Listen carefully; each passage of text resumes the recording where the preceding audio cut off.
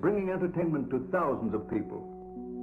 Through its magic, we are able to enjoy a combination of the radio, motion pictures, and the stage, right in the comfort of our own homes, simply by pushing a button and turning a dial.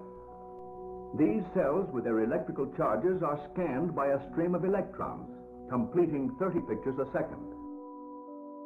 Compare that crude picture with these of today, and you can judge for yourself how far along the road to perfection television has traveled. Most people still today think that all entertainment to do with movies, drama, is therefore nothing more than their entertainment. It never ever was that case. Of course, television can't perform such miracles as this, yet. But perhaps there's no harm wishing that it could.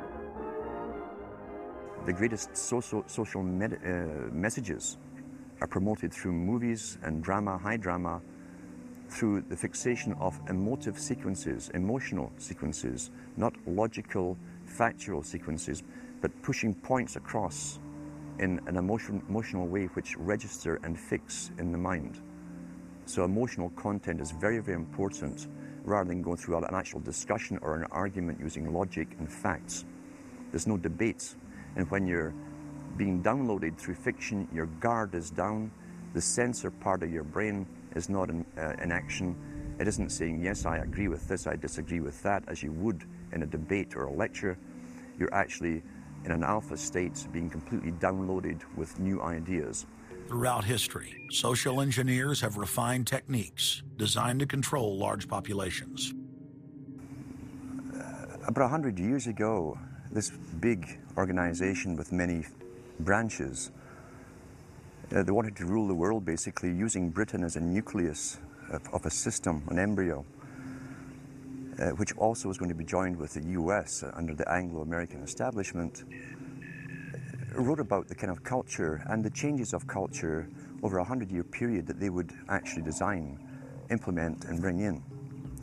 And H.G. Wells talked about it too. He talked about arenas. He says arenas could be put up across the world for sports, for instance. Now, at that time, sports was something that children, school children were into. Adults became adults and got onto adult things. So it was unimaginable at the time that people could actually believe that there was even a need for adult sports and entertainment, never mind having arenas built across the world. But he said we can do this and foist basically a sports culture for the males.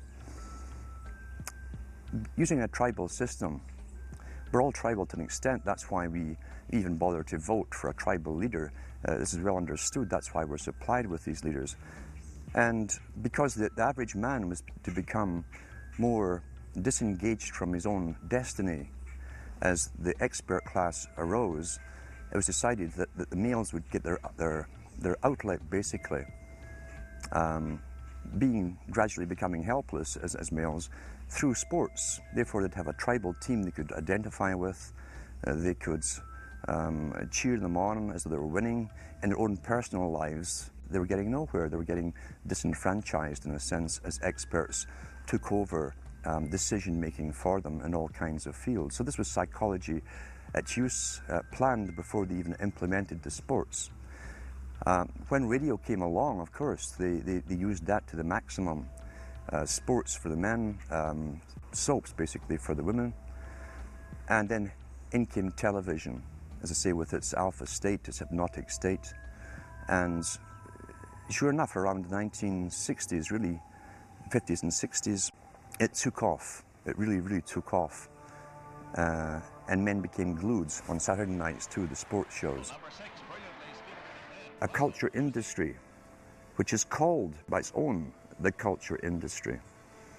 The Soviet Union had a department called the culture industry. Their actors and directors were called the cultural leaders, because they would, like a computer, people are like computers, all you have to do is keep giving them new updates every so often, and you can change an entire country or a nation or a block of nations who are all getting the same uploads, upgrades at the same time along certain paths. Today we call it political correctness. Most people want to belong to their peer group. They want to be the same as everyone else when it comes to opinions.